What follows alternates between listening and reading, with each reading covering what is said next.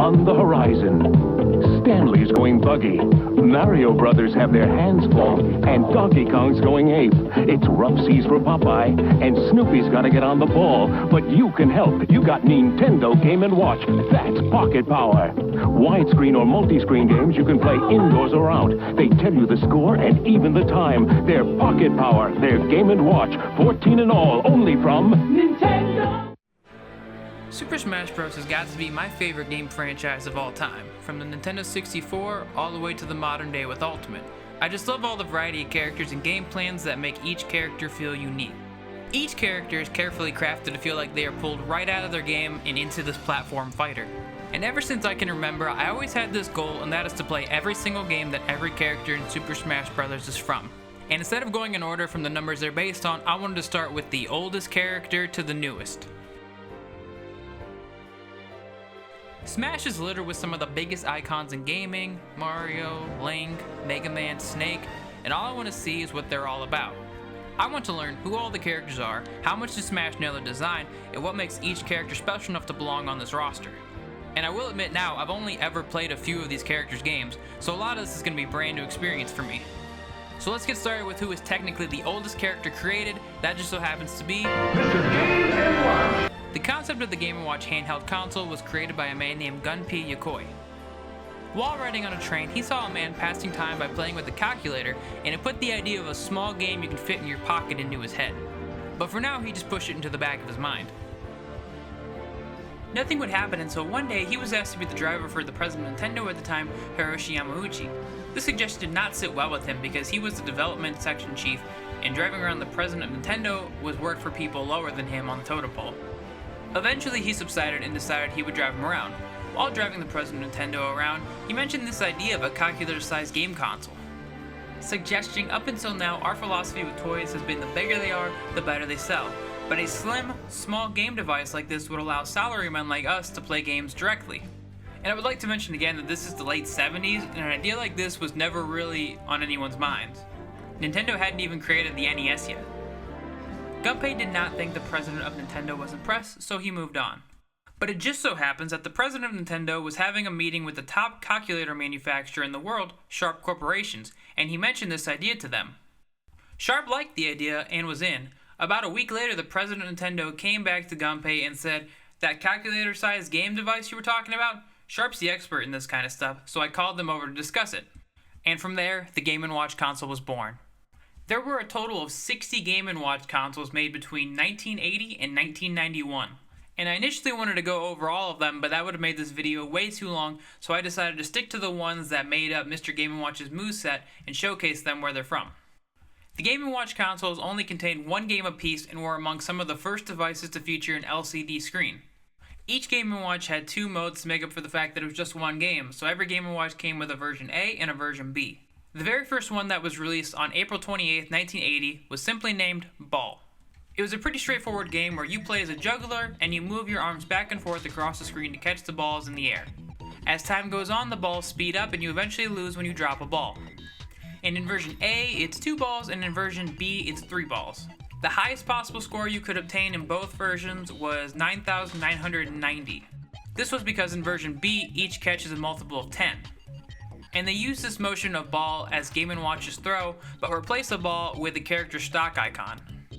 Ball was one of 5 Game & Watches that came out in 1980 between the pairing of Nintendo and Sharp. The other 4 were Flagman, Vermin, Fire, and Judge. Flagman is a memory-based game similar to Assignment. On screen there will be a random number given out from either his 2 flags or his feet. As time goes on, the player will have to memorize to keep up. With each round, another number will go up and make things harder as time goes on. 5 squares appear at the top of the screen to act as a timer. The player has to hit the corresponding button to the flag within the given time frame or lose a life. Versions A and B are very similar, except in version B you just have less time to remember the combinations.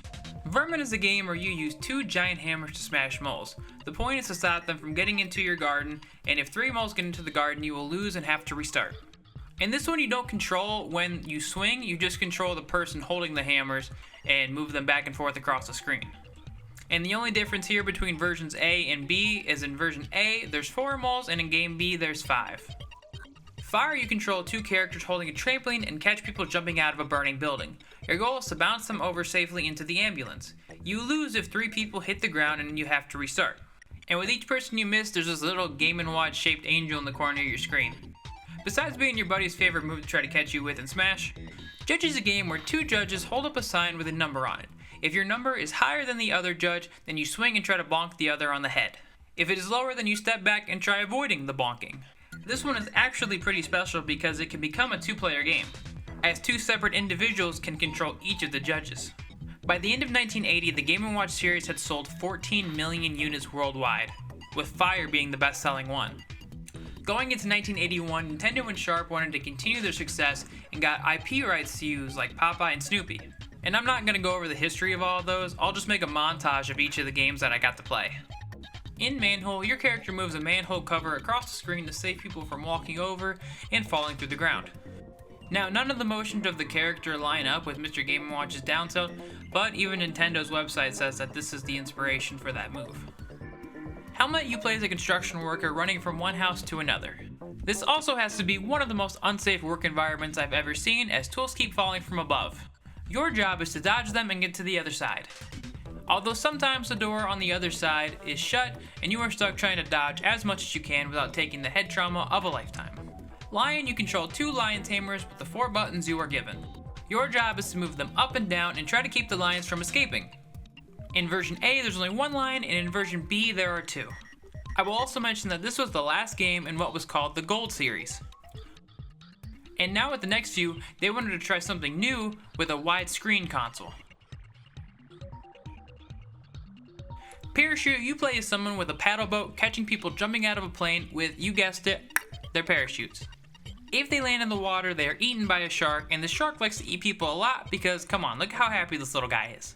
He got his protein for the day. In Octopus, you control deep sea divers as they try to collect treasure around a giant octopus. Your job is to try avoiding its expanding and retracting legs. The divers sit up high in a boat. One diver jumps in over and over until he is eventually eaten, and then the next one hops in to take his place. And it was in this game I wondered if any of the divers ever thought like, hey, what if we just went home? I mean, the guy who just got eaten had collected a lot of gold, so we can just call it and, be rich. I especially thought this on the last guy. You just saw all of your homies go die to this giant octopus and you still decide to jump in to get more gold. The greed of man will never cease to amaze me. I mean, shit, he was dry, alive, and there's a big spooky octopus who likes to eat people guarding the rest. Just go home and live your life. It ain't worth the rest of it. This is also where the deep sea diver helmet that would later become Mr. Game & Watch's Up Smash is from.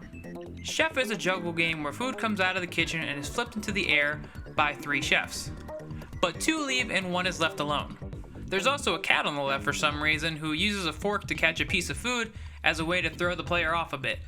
Whenever a piece of food is dropped, you lose a life and a little mouse scurries over and takes it. This one is also surprisingly fast paced, you're moving back and forth a lot to catch all the food. Turtle Bridge, you get the character across from one side of the lake to the other by jumping on the backs of turtles. The turtles go up and down in the water to make it a bit more difficult for you. In Fire Attack, you play a Civil War looking character defending a fort from Native Americans, attacking with flame torches. This one is clearly a product of its time because the depiction of the Native Americans is pretty offensive. In Super Smash Bros. Ultimate, Nintendo originally had Mr. Game & Watch fully transform into one of the depictions of Native Americans from this game, but after the backlash they just decided to keep the torch but remove the Native American references. Oil Panic is one of the first Game & Watch releases to include multiple screens. These multiple screens are reminiscent of a future creation of the same maker, the Nintendo DS. In Oil Panic, the player catches oil dripping from a pipe leak. When the bucket is full or he just has time, he sends the oil down to the person below to empty it out. Oil Panic was super confusing for me to play because moving back and forth and trying to time it with the guy below was just frustrating at times. So I did not do too well in that one. In Greenhouse, you navigate the character between both screens to protect flowers at each corner from worms and spiders by hitting them with a special bug spray. This game is also special because it is the first appearance of Stanley the Bugman, who returns for Donkey Kong 3.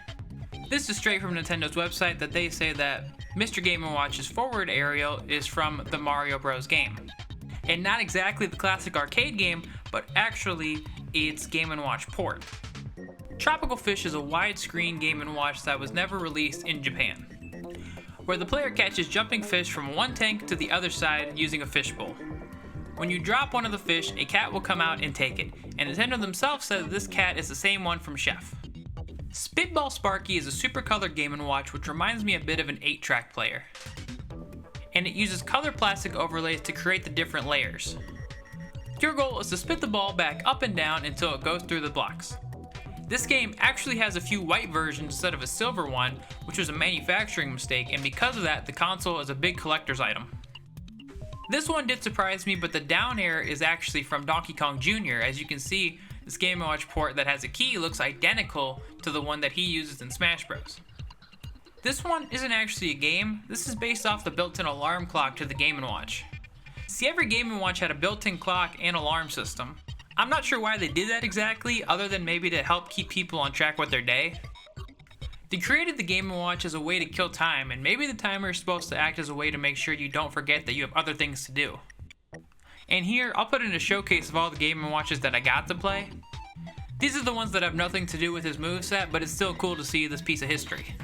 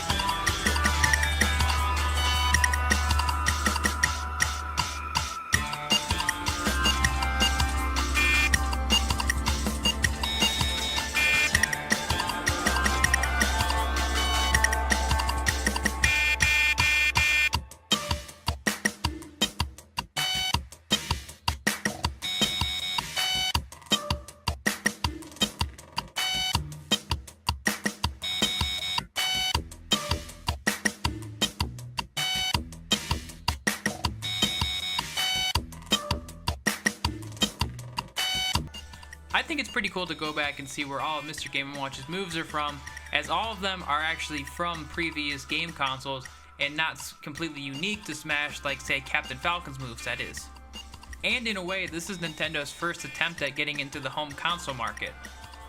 It's not to the same level as the NES, but creating the Game & Watch and it becoming a success had to help them in making the decision to create the NES. The Game & Watch series went on until 1991, with its last one being Mario the Juggler.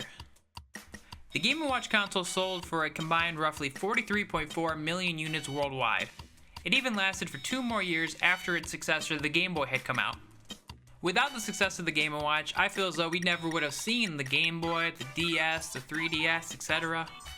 And even some of the Game & Watch consoles themselves look like future Nintendo consoles.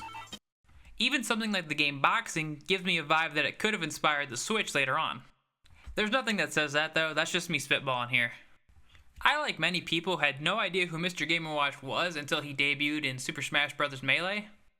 He always just seemed like a goofy character, but there is no arguing his impact on gaming as he predates everyone else on the roster and created the concept of handheld gaming. With that, I'll say goodbye for now. I hope this video taught you something new and kind of showcased why Mr. Game & Watch is so special. Like I said, I have the goal to go through the entire roster, so it'd be pretty cool of you to subscribe to catch the next video when it comes out.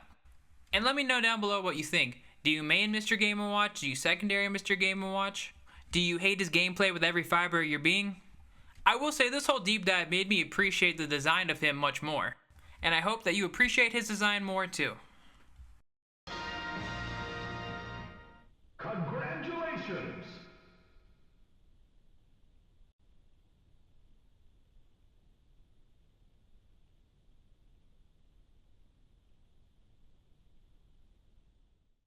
Game Watch, Game Watch, Game Watch, Game Watch. いつでも Game Watch、どこでも Game Watch、誰でも Game Watch、Game Watch。ジャッジ、ボール、バーミン、ファイヤー、マイクロコンピューターを使ったゲームウォッチ。ゲームをしないときはデジタル式クォーツ時計です。Game Watch。